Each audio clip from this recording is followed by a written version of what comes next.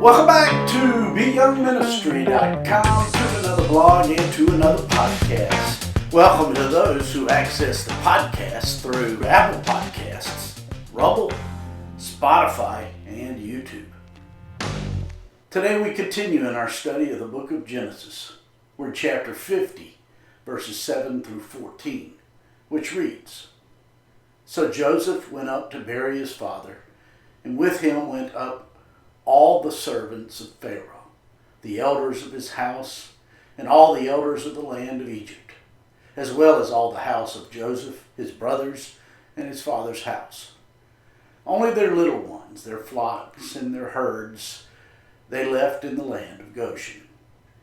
And there went up with him both chariots and horsemen, and it was a very great gathering. Then they came to the threshing floor of Atad, which is beyond the Jordan, and they mourned there with a great and very solemn lamentation. He observed 7 days of mourning for his father. And when the inhabitants of the land, the Canaanites, saw the mourning at the threshing floor of Atad, they said, 'This is a deep mourning of the Egyptians.' Therefore its name was called Abel Mizraim, which is beyond the Jordan. So his sons did for him just as he had commanded them. For his sons carried him to the land of Canaan, and buried him in the cave of the field of Machpelah before Mamre, which Abraham bought with the field from Ephron the Hittite, as property for a burial place. And after he had buried his father, Joseph returned to Egypt, he and his brothers, and all who went up with him to bury his father." That's Genesis chapter 50, verses 7 through 14. Today we continue our study of the last chapter of the book of Genesis, where Joseph was traveling with his brothers back to their homeland, Canaan, to bury their father. As we mentioned yesterday, there are 3 burials in this chapter: the burial of Jacob, the burial of Joseph's brother's sin, and Joseph's burial.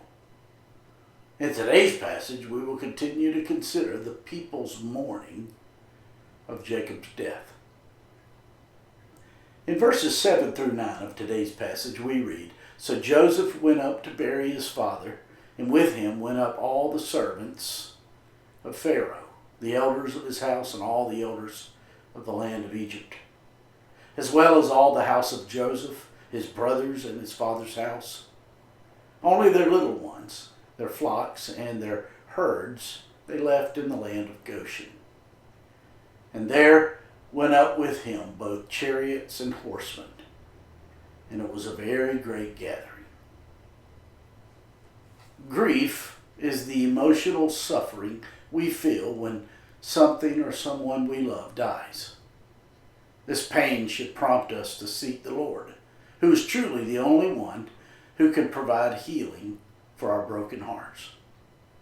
In Psalm 63, verses 1 through 3, we are reminded that when we find ourselves in a dry and exhausted land where there is no water, we do well to cry out to the Lord in His comforting presence.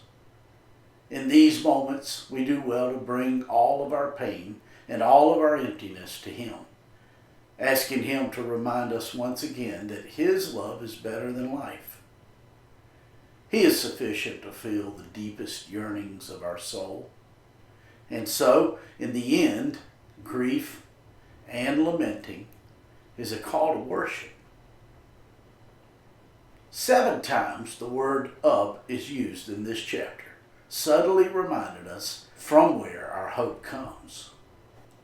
Yes, I know that "up" describes the direction they traveled to get back to the promised land. However, they were returning to the land that God had promised them, and they were smack dab in the middle of God's will for them. Ironically, God used the death of Jacob to ultimately get them back to the promised land. Often this is the case where God uses an unwanted experience to get us to where we should be for His glory. In his book, The Problem of Pain, C.S. Lewis wrote, God whispers to us in our pleasures, speaks in our conscience, but shouts in our pains. It is his megaphone to rouse a deaf world. The roar of pain itself can prove deafening. Due to this, we often have trouble discerning its words. Turning down the distortion enough to hear the message requires a response of faith in the God of the Bible on our part. When we seek the Lord's sufficiency through prayer and the reading of his word, asking him to calm our souls, we will hear what pain screams into our souls. Interestingly, the cabinet of Pharaoh traveled with Joseph and his family back to Canaan to mourn the passing of Jacob, even though the journey was some 300 miles. The journey was so far that the children and the animals remained back in Goshen. This is the last time that Goshen is mentioned in Genesis. The only time it is mentioned beyond Genesis will be 2 more times in the book of Exodus. Goshen means drawing near, and is a great reminder of our need to draw near to the Lord, especially when we're in pain. Along with the many mourners went a multitude of charioteers and horsemen to guard the procession. Because of the arrangements of those in procession, it would not be considered a military threat under normal circumstances. But because of the large number, there could have been a misunderstanding by the people in Canaan. So sending along the chariots and the horsemen was a sign of military honor. In verses 10 through 11 of today's passage, we read, Then they came to the threshing floor at Atad, which is beyond the Jordan, and they mourned there with a great and very solemn lamentation. He observed 7 days of mourning for his father.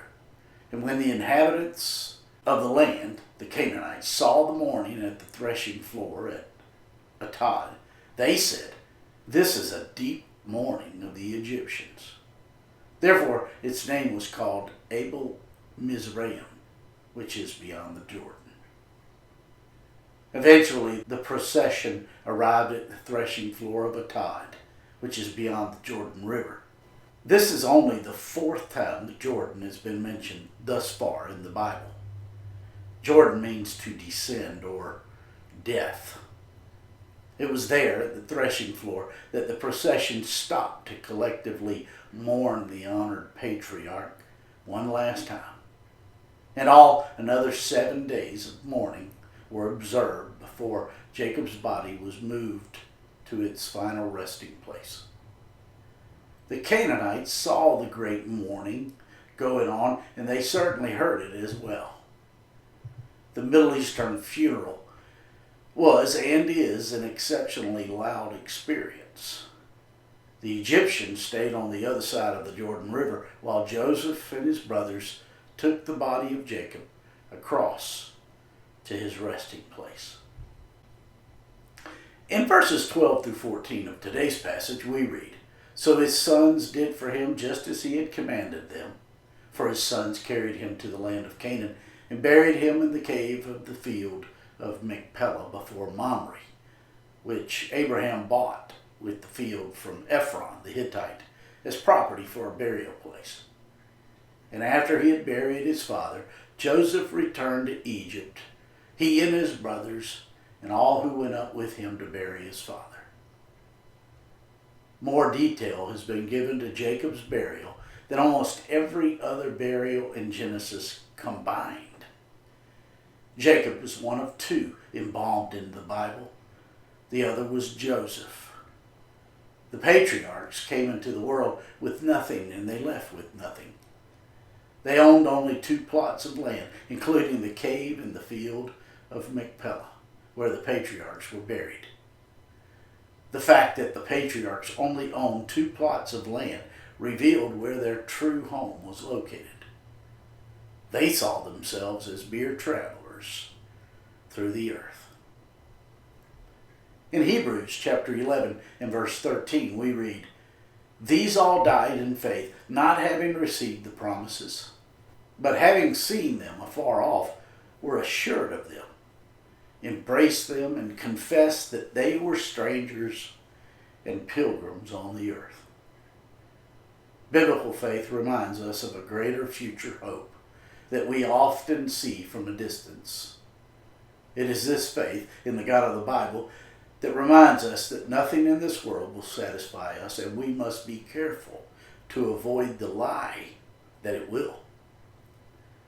When we begin to believe the lie that this world can satisfy us, we are positioned to have our hearts captured by the enemy of our souls.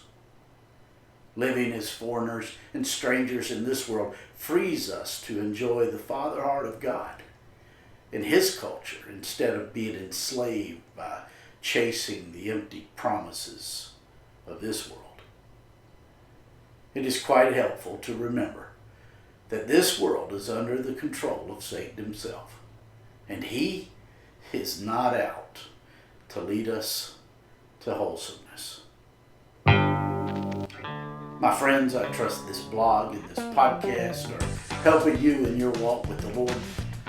If I can be of further assistance to you, shoot me an email at BYoungMinistry@gmail.com. Hey, have a great day.